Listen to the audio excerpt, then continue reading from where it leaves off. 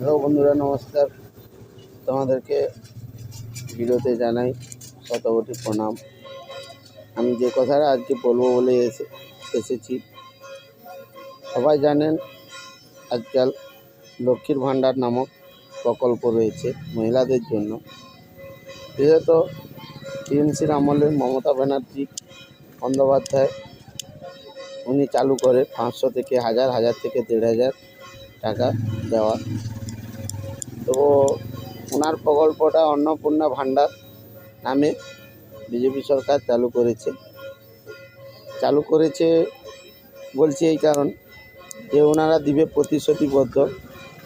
তো ওনারা বলেছিল যে প্রথমে লক্ষ্মীর ভাণ্ডার প্রাপকরা যারা লক্ষ্মীর ভাণ্ডার পেয়ে থাকো ওনাদেরকে কোনো কিছু করতে হবে না, অটোমেটিক ট্রান্সফার হয়ে যাবে অন্নপূর্ণা ভাণ্ডারে।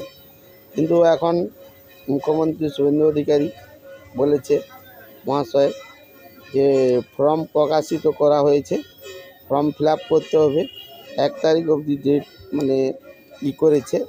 1 তারিখ অবধি তাড়াহুড়া করার দরকার নেই, ফর্ম ধীরে সুস্থে ফিল আপ করে দিলে তাহলে ওই টাকাটাই অন্নপূর্ণা ভাণ্ডারের 3000 টাকা 3 তারিখে ঢুকে যাবে সবার অ্যাকাউন্ট। এইভাবে বলেছে ডিবিটি ল্যান্ড থাকলে।